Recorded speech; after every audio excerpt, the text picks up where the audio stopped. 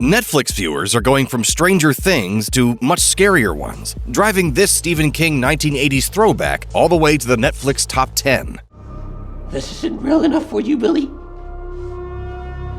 I'm not real enough for you. When Warner Brothers first announced they were making a film adaptation of Stephen King's It, many were convinced the project was unnecessary. Tim Curry's portrayal of Pennywise the Clown in the 1990 miniseries terrified audiences for nearly 3 decades, and trying to recapture that horror felt like an impossible task. Get out before it gets dark tonight. You're too old to stop me. However, when It Chapter 1 finally debuted in 2017, naysayers were quickly quieted. Even through its faults, Andy Muschietti's It Chapter 1 introduced King's terrifying opus to a new generation and brought Pennywise back into the public consciousness, all while bringing in enough money at the box office to buy a lifetime supply of red balloons. In the 5 years since the film's release, the popularity of Pennywise has yet to subside, with Bill Skarsgård's memorable look continuing to be a go-to for Halloween costumes. Now, It Chapter 1 has arrived on Netflix, and it immediately jumped to the top 10 most-watched films of the week. Hiya, Georgie. What a nice boat. The continued love for It Chapter 1 is unsurprising, as the film far surpasses the 1990 miniseries in quality, due in large part to the dynamic performances of the Losers Club. Welcome to the Losers Club, ass!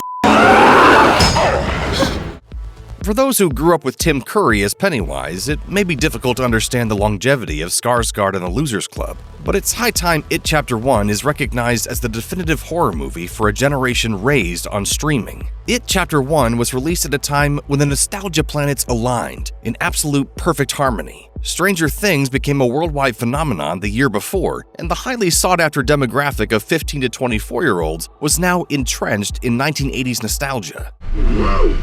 Ready are you? What knows you of ready? His name's Yoda. He can use the Force to move things with his mind.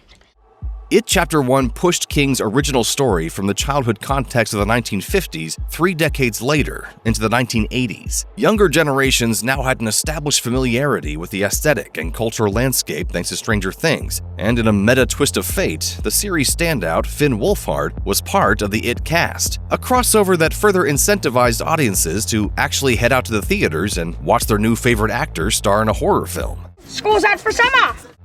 It Chapter 1 also came at a time when heavy-hitter horror favorites that are currently enjoying a resurgence, like Scream, Halloween, Texas Chainsaw Massacre, and Hellraiser, were all in hibernation. The Leatherface prequel released that year went straight to DirecTV. The Weinstein Company's release of Amityville: The Awakening was dropped in the midst of Harvey Weinstein's takedown. Jeepers Creepers 3 is forever marred by director Victor Salva's unsavory history as a sexual predator. Cult of Chucky went straight to VOD, and most younger audiences had no real reason to be invested in Alien Covenant.